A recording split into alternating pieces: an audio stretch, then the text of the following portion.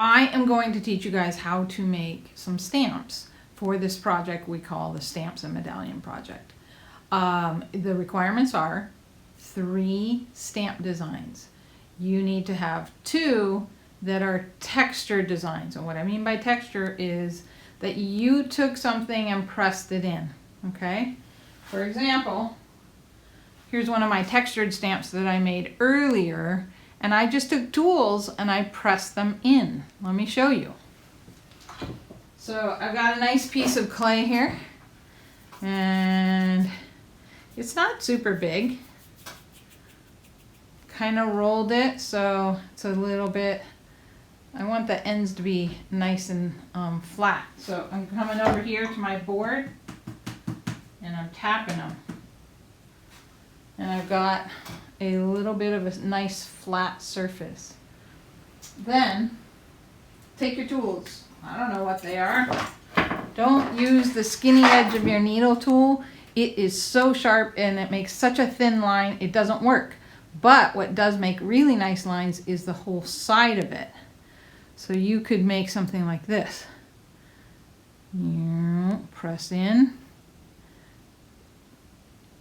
Really nice straight line. Let's see about something else. Something here, another line.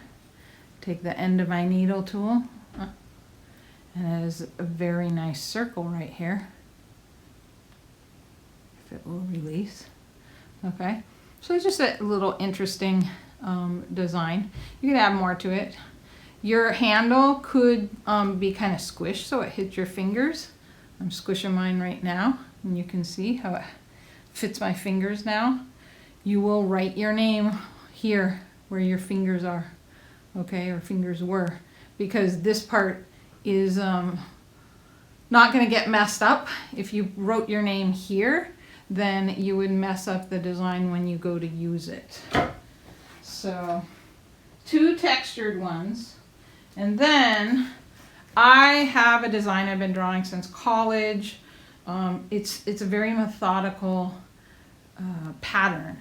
And so when I had to make this project for myself, because I thought I need to do it since I was requiring you to do it,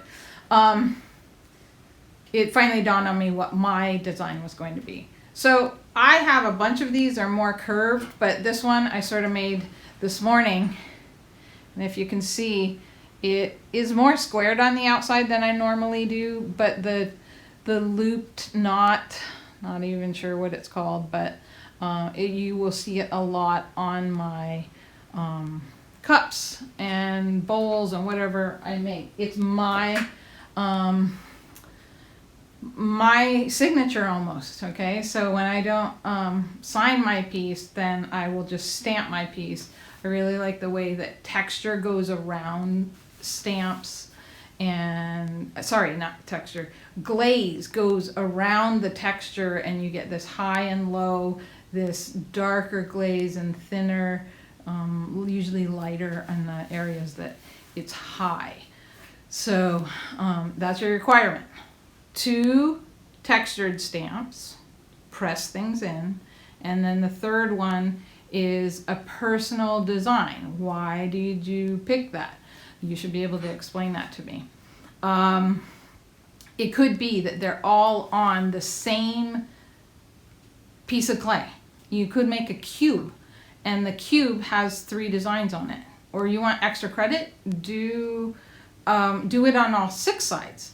Make a fancy handle. It's up to you. My one suggestion, stay away from when you press this down. Sometimes people will press it too thin on the edges, okay?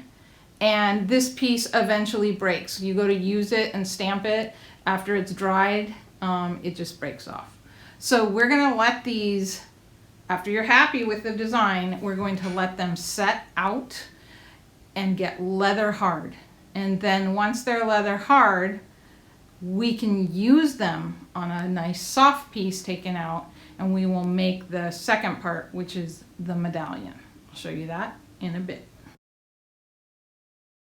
I want to talk a little bit about types of stamps. Stamps like my personal design one here.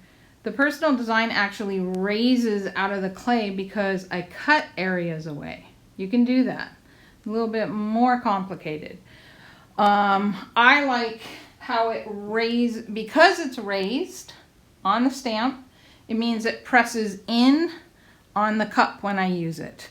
And then glaze can go in there and fill it in. That's why I like it. But you can do that one here that is raised. So it lifts out of the cup or whatever it is you push it into. Such as this here medallion that I'm going to show you how to make in just a moment. Another thing I wanted to talk about is it could be that you do your whole design on all three designs on this. You could put one on this end, one on the other end, and you could make something in the middle and then it rolls. A rolling one is called a roulette. And here's a professional one that somebody made. It has fish on it. And you just keep rolling as long as the clay goes. Here's someone, they made one out of a bottle cap. And it was just something for free. So instead of having to pay for it. Anyways, those are roulettes, and you could get your three designs all on one thing. So it's up to you how you want to do it. The medallion is made from a little bit of clay. You don't need a lot. And you're going to roll it into a ball. Okay? And you don't have to make one for each one. You just have to make one for your favorite one. What you have to do is make sure that the piece that you made is leather hard or a little bit harder. Maybe not completely bone dry because it gets breakable then. But you're going to put this on top and squish the ball flat, okay? Because you're on a sheet, it doesn't stick. It comes off nicely, okay? Now, our goal is to hang these up and to join all the other classes that have made these. And they're hanging in our room. So I usually give a little pinch up here at the top because it is a little bit too close to the design. I don't want to get it too thin, so that's probably good enough, but I haven't messed up my design. I then grab my needle tool, not the skinny end, the fat end. And I am going to push through right up here. Pushing, okay?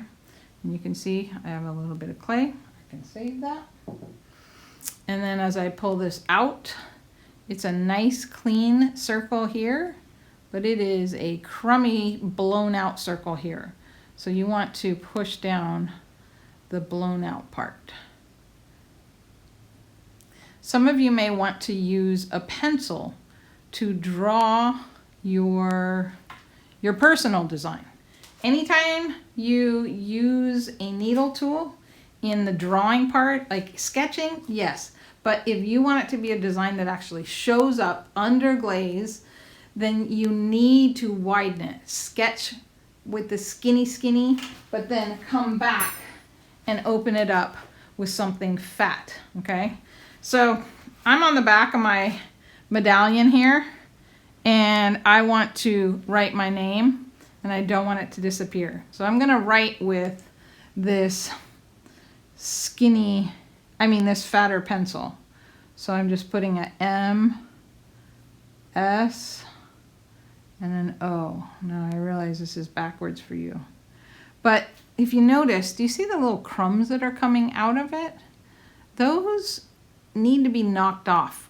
They can be knocked off when it's leather hard, more towards bone dry. They come off really easily. They just knock off. Right now, if I want to get rid of them and clean it up, and I do expect you to clean it up either then or now, you come back and you just sort of smooth it. Careful not to mess up your design. Like that one's kind of in the middle of it. So All right, here's what you need on your medallion. Your first and last name.